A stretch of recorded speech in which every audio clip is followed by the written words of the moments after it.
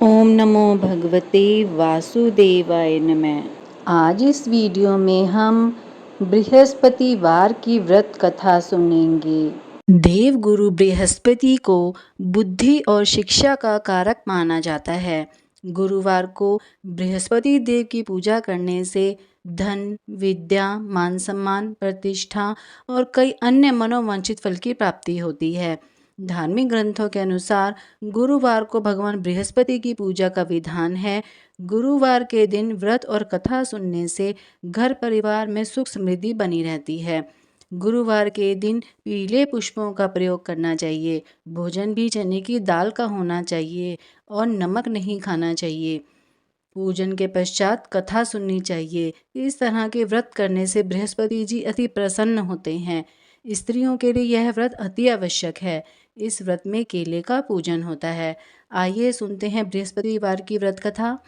किसी गांव में एक साहूकार रहता था, जिसके घर में अन्न, वस्त्र और धन किसी प्रकार की कोई कमी नहीं थी। परंतु उसकी स्त्री बहुत ही कृपण थी। किसी भिक्षार्थी को कुछ नहीं देती। सारा दिन घर के कामकाज में लगी रहती। एक समय साधु महात्मा बृहस्पतिवार के दिन उसके द्वार पर आए और भिक्षा की याचना की। वह स्त्री उस समय घर के आंगन को लीप रही थी। इस कारण साधु महाराज से कहने लगी कि महाराज, इस समय तो मैं घर लीप रही हूँ, आपको कुछ नहीं दे सकती, फिर किसी समय आना। साधु महात्मा खाली हाथ चले गए। कुछ दिन के पश्चात वही साधु महाराज आए। उसी तरह से भिक्षा मांगी। साहूकारनी उस समय लड़के को खाना खिला रही थी। कहने लगी, महाराज, मैं क्या करूं, मेरे पास आज भी समय नहीं है, इसलिए मैं आपको भिक्षा नहीं दे सकती।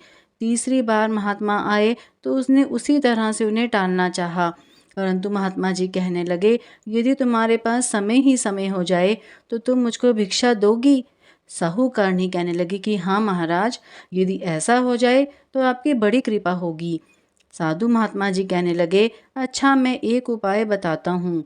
तुम बृहस्पतिवार के दिन चढ़ने पर उठो और सारे घर में झाड़ू लगाकर कूड़ा एक कोने में जमा करके रख दो। घर में चौका इत्यादि मत लगाओ। फिर स्नान आदि करके सब घर वालों से कह दो उस दिन सब हजामत अवश्य बनवाएं। रसोई बनाकर चूल्हे के पीछे रखा करो, सामने कभी न रखो।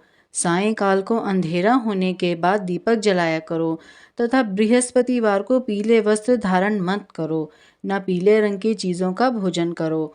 यदि ऐसा करोगी तो तुमको घर का कोई काम करना ही नहीं पड़ेगा।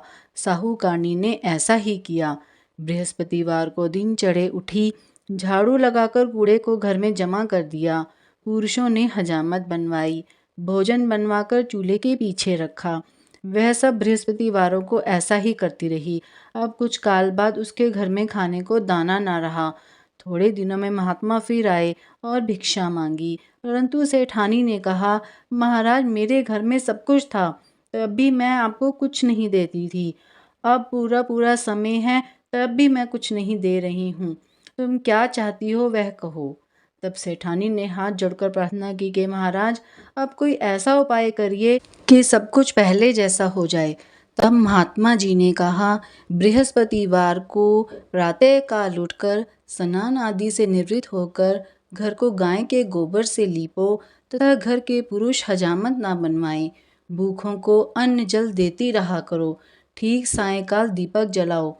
यदि ऐसा करोगी तो तुम्हारी सब मनोकामनाएं भगवान बृहस्पति जी की कृपा से पूर्ण होंगी। सेठानी ने ऐसा ही किया और उसके घर में धन धान्य वैसा ही हो गया जैसा कि पहले था। इस प्रकार भगवान बृहस्पति जी की कृपा से अनेक प्रकार के सुख भोग कर दीर्घ काल तक जीवित रही।